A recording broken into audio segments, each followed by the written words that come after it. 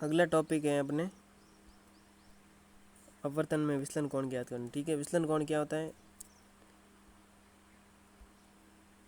मान लिया ये कोई सरफेस हो गई, ये इसका अभिलंब हो गया, ये कोई आपतित किरण है। ठीक है, ये किरण अब इसी माध्यम में क्या हो गई? अपवर्तित। तो किरण जानी तो ऐसे एकदम सीधी सही थी, अगर ये माध्यम नहीं होता तो सीधी जाती। ये कोण कौन सा हो गया? आई। ये कोण कौन सा होता है? आर। ये अपने पीछे पड़े हुए हैं। ठीक है, अपवर्तन कोण और आपतन कोण आई। तो ये किरण कितनी विचलित हो गई? इतनी झुक गई ना। तो इस कोण को क्या कहते हैं? विचलन कोण। विचलन कोण मतलब डेल्टा। ठीक है, इसको कहते हैं विचलन कोण। इसको क्या कहते हैं? विचलन कोण। ठीक है, ये कोई μ1 माध्यम हो गया, ये कोई μ2 माध्यम ले लिया। ठीक है, तो ये हो गया विचलन कोण। अब 10वीं में आपने रूल पढ़ा था कि सम्मुख कोण क्या होते हैं? आपस में बराबर होते हैं। ठीक है, कौन से कोण? ये कोण और ये सैम किरण ऐसे सीधी जाती, और ये अभिलंब। इन दोनों के बीच ये कोण और ये कोण पूरे क्या होते हैं? आपस में बराबर होते हैं। अगर ये आपस में बराबर होते हैं तो क्या होता है? तो आई बराबर क्या हो जाएगा? R plus del. तो डेल बराबर क्या हो जाएगा? I minus R. तो इस प्रकार अपन विचलन कोण ज्ञात कर सकते हैं। ठीक है, यही अपने कॉपी में लिखा हुआ है। ठीक है, ये कोई माध्यम हो गया, ये कोई अन्य माध्यम हो गया, ये विचलन कोण हो गया। तो विचलन कोण क्या होता है? ये आई बराबर क्या होगा? R plus del. तो डेल बराबर क्या होगा? I minus R. ठीक है, अब अगला क्या दे रखा है? अब ऐसे सतह ले ली, ये हो गया अभिलंब, ऐसे किरण आ रही है। ठीक है, ये कौन? आई हो गया। किरण एकदम ऐसे इस माध्यम में चली गई। ठीक है, किरण एकदम सीधी न जाकर क्या हो गई? मुड़ गई। ये ऐसे सीधी जानी चाहिए थी लेकिन मुड़ गई। अब आर का मान क्या होता है? अभिलंब और अपवर्तित किरण के बीच, ये होगा आर। और विचलन कोण क्या होता है? विचलित कितनी हुई? ऐसे सीधी जानी चाहिए थी लेकिन इतनी मुड़ गई, तो ये कोण क्या होगा? विचलन कोण, जैसे क्या कहते हैं? डेल। अब 10वीं वाला सेम रही है, नीम आ गया।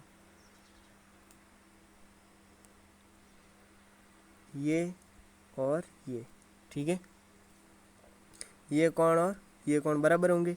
इसका मतलब क्या हो गया? कोण आई बराबर क्या हो गया? आर। ठीक है, सॉरी, कोण आई बराबर आर नहीं हुआ है। ये कोण,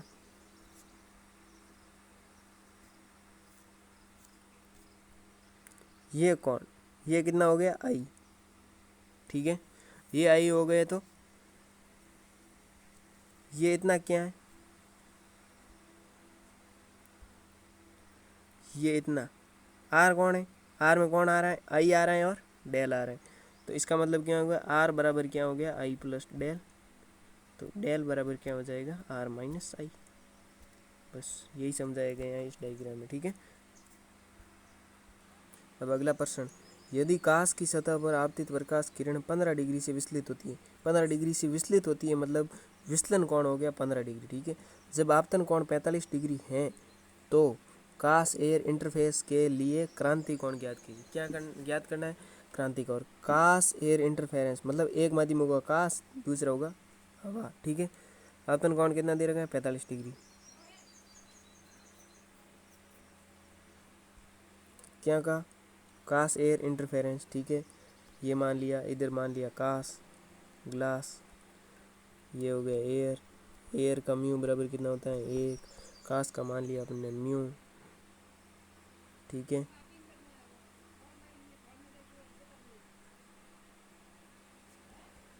ये हो गया अभिलंब।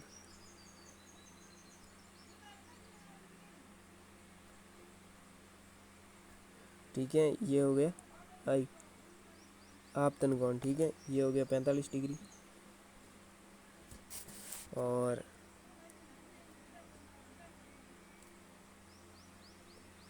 ये हो गया अपवर्तित किरण हो गई, किरण ऐसे एकदम सीधी जानी चाहिए थी, ठीक है। ये विचलन कोण हो गया, विचलन कोण कितना दे रखा है 15 डिग्री, ठीक है। ज्ञात क्या करना है म्यू, सॉरी क्रांति कोण ज्ञात करना, ठीक है। अब क्रांति कोण बराबर क्या होता है, साइन थीटा सी बराबर 1/म्यू होता है, ठीक है। अब पहले म्यू ज्ञात करने पड़ेगा, फिर क्या होगा क्रांति कोण ज्ञात, ठीक है। तो अब स्नेल के नियम से क्या कर सकते हैं, म्यू ज्ञात कर सकते हैं, लेकिन अपने पास पहले आर ज्ञात करना पड़ेगा, आर नहीं ये आर कैसे ज्ञात करेंगे, ये कोण और ये पूरा कोण बराबर होंगे,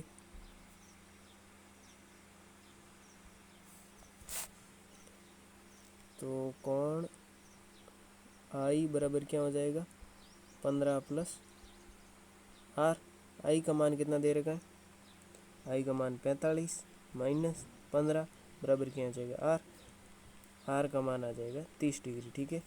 तो अब 1 बार माध्यम हवा है इसलिए 1 साइन,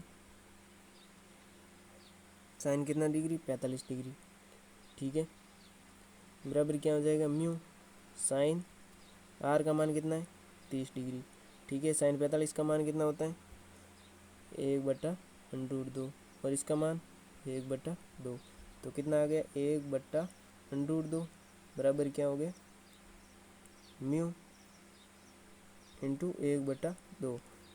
अब 1/2 को क्या लिख सकते हैं, 2 को क्या लिख सकते हैं √2 इंटू 2, √2 इंटू √2, तो 1/2 से ये कट जाएगा, तो म्यू बराबर क्या आ जाएगा √2, म्यू बराबर ये आ गया √2। तो ज्ञात क्या करना है साइन थीटा सी,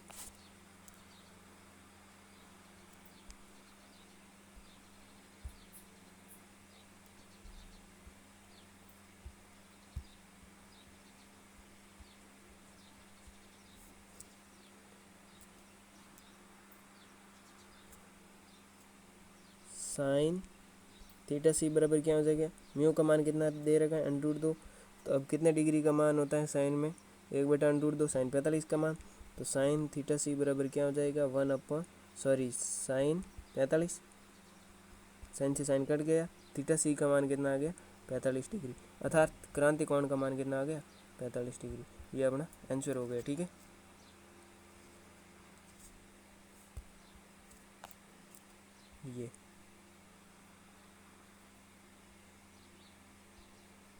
ये 45 डिग्री, आर का मान 30 डिग्री, म्यू का मान √2, ठीक है। ये पूरा यहाँ पर कर रखा है, मैंने वहाँ समझा दिया, ठीक है। अब अगला क्वेश्चन,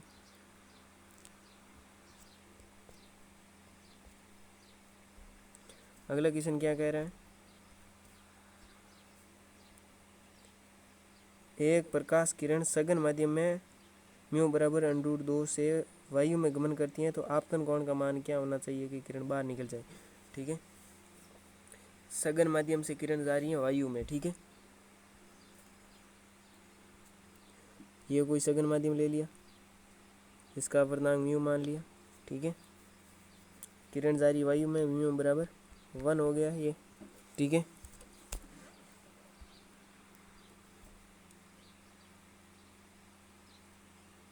ये हो गया अभिलंब, मान लिया ऐसे कोई किरण जा रही है और इस माध्यम में ऐसे जा रही है, ठीक है। ये कोण मान लिया आपने थीटा, जो क्या है आपतन कोण। अब क्या कह रहे हैं कि अगले माध्यम में चली जाए, इस आपतन कोण का मान क्या होना चाहिए कि किरण अगले माध्यम में चली जाए, ठीक है। अगले माध्यम में जाने के लिए अगर वापस इसी माध्यम में ऐसे आ गई तो क्या हो जाएगा TIR।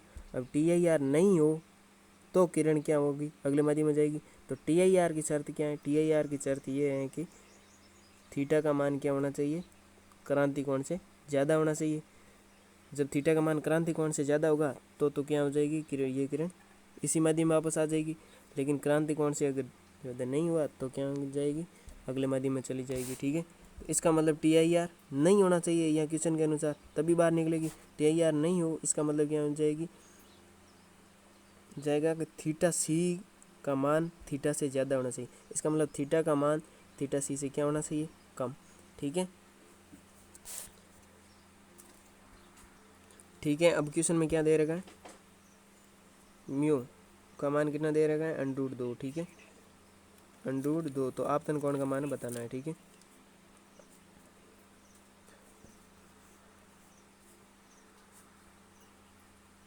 इस म्यू का मान कितना दे रखा है, √2। अपन क्या बताना है, इस थीटा का मान बताना है। ठीक है, तो इस शर्त के अनुसार दोनों तरफ साइन ले लें, तो साइन थीटा सी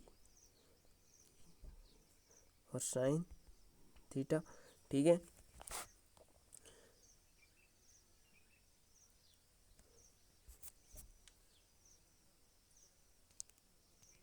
अब साइन थीटा सी बराबर क्या होता है, साइन थीटा सी बराबर क्या होता है, 1/म्यू। तो यहाँ रख देते हैं 1/म्यू। म्यू का मान 1/√2 हो गया। ठीक है, और साइन थीटा। ठीक है, और 1/√2 तो साइन 45 का मान, इसका मतलब थीटा का मान क्या आ गया, 45 डिग्री। अब थीटा का मान 45 डिग्री से कम होगा तभी किरण क्या हो जाएगी, दूसरे माध्यम में बाहर जाएगी, अन्यथा नहीं जाएगी। ठीक है, थीटा का मान क्या होना चाहिए, 45 डिग्री से कम होना चाहिए। ये साइन थीटा सी बराबर 1/√2 साइन थीटा का मान क्या होना चाहिए, 1/√2 से कम। 1/√2 का मान होता है साइन 45, साइन से साइन कट गया। थीटा का मान क्या होना चाहिए, 45 डिग्री से कम होना चाहिए। 45 डिग्री का मान क्या है, ज़्यादा। इससे जो कम कोण पर होगा तभी किरण क्या है, बाहर निकल जाएगी।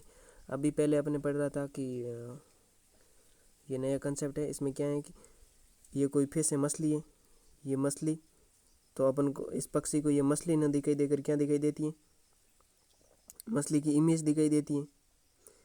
इस पक्षी को मछली न दिखाई देकर क्या दिखाई देती है, मछली की इमेज। कितनी दूरी पर, d/म्यू, पानी की सतह से कितनी, d/म्यू पर मछली दिखाई देती है, वो होती है मछली की इमेज। ठीक है, अगर ये मछली इस पक्षी को देखे तो मछली पक्षी को कितनी ऊंचाई पर दिखता है, इस एच पर न दिखाई देकर कहाँ दिखता है, μh पर। ठीक है, ये अपने पहले पढ़ चुका है। अगर इस पक्षी का वेग क्या हो, v, अगर इस पक्षी का वेग हो v, ठीक है, मान लिया 12 मीटर प्रति सेकंड है, तो इस मछली को वो कितने वेग से आता हुआ दिखाई देगा। ठीक है, तो वेग में भी क्या होगा, म्यू से गुणा हो जाएगा। तो इस मछली को किस वेग से दिखाई देगा, μ×12। म्यू किसका, इस मछली वाले माध्यम का आवर्तन, तो μ×12 करेंगे तो इस वेग से ये पक्षी नीचे आता हुआ इस मछली को दिखाई देगा। मछली को चिड़िया μh पर दिखाई देती है, चिड़िया को मछली d/म्यू पर दिखाई देती है, मछली को चिड़िया μ×v से नीचे आती दिखाई देगी। इसमें मान लिया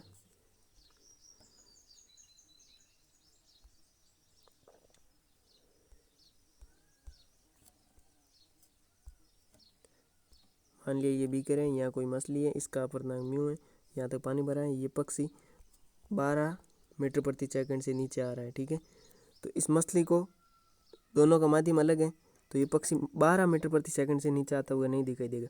किससे दिखाई देगा, कितने से दिखाई देगा, μ×12। ठीक है, इस म्यू का इससे गुणा होगा उतने वेग से, μ×12। ठीक है, इस वेग से इस मछली को पक्षी नीचे आता हुआ दिखेगा। असली में पक्षी 12 मीटर प्रति सेकंड से नीचे आ रहा है, लेकिन मछली को कितना दिखाई देगा, μ×12 इतना। ठीक है, थैंक यू।